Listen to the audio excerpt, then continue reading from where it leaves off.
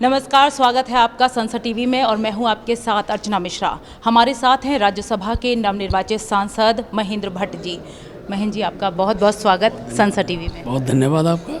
बहुत बहुत शुभकामनाएं। पहला सवाल आपसे कि नई पारी की शुरुआत विधानसभा की जिम्मेदारियां निभाने के बाद अब उच्च सदन संसद की ओर, तो क्या अनुभव आप साझा करेंगे? देखिए, कभी कल्पना भी नहीं की जा सकती थी कि मेरी अभी उम्र ही 52 साल है और मुझे इस प्रमुख स्थान मेरे नेतृत्व द्वारा दिया गया है।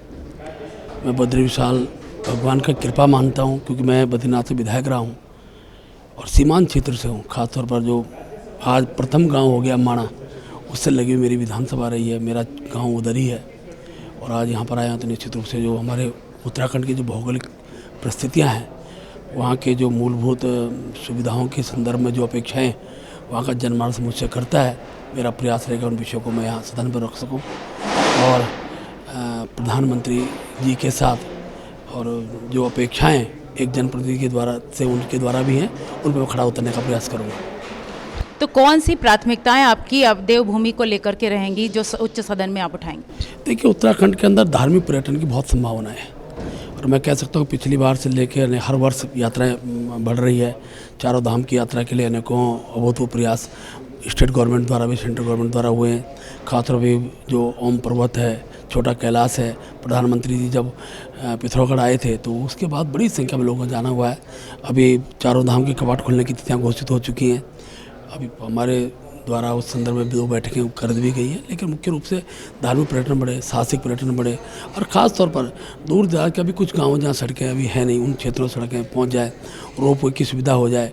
ऑल वेदर रोड के बनने के बाद जो होम स्टे का काफ़ी बड़ी संख्या में वहाँ जो उद्यमी हैं उन्होंने अपना कारोबार प्रारंभ किया है, इसमें और गति देनी है। और उत्तराखंड का जो आर्थिक स्रोत है वो पर्यटन ही है, तो पर्यटन और प्रभावशाली बने। पर्यटन के लिए और क्या किया जा सकता है वो हम करने का प्रयास करेंगे।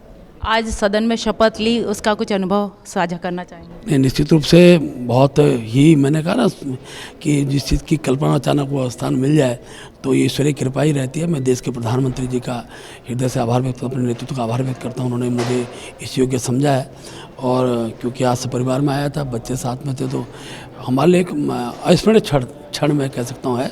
मैं महेंद्र भट्ट, जो राज्यसभा का सदस्य निर्वाचित हुआ हूँ, ईश्वर की शपथ लेता हूँ कि मैं विधि द्वारा स्थापित भारत के संविधान के प्रति सच्ची श्रद्धा और निष्ठा रखूंगा। मैं भारत की प्रभुता और अखंडता अक्षुण्य रखूंगा तथा जिस पद को मैं ग्रहण करने वाला हूं उसके कर्तव्यों का श्रद्धापूर्वक निर्वहन करूंगा। और निश्चित रूप से मैं कह सकता हूं कि जिस स्थान पर हूं तो ऐसा कोई कार्य न हो जिससे मेरे राज्य का कोई किसी प्रकार से उनको ऐसा महसूस हो कि भाई आखिर जिस उद्देश्य के साथ भेजा था वो उद्देश्य सफल हो। मेरा प्रयास रहेगा, भगवान बुद्धिशाल का आशीर्वाद बना रहना चाहिए, उस दिशा हम लोग आगे बढ़ेंगे। तो ये थे महेंद्र भट्ट जी, जिन्होंने बताया कि विधानसभा के बाद अब संसद भवन में नई पारी की जो उन्होंने शुरुआत की है उस दायित्व को भी बखूबी निभाने की पूरी कोशिश करेंगे। तो इस खास प्रस्तुति में इतना ही। आप देखते रहिए संसद टीवी। नमस्कार।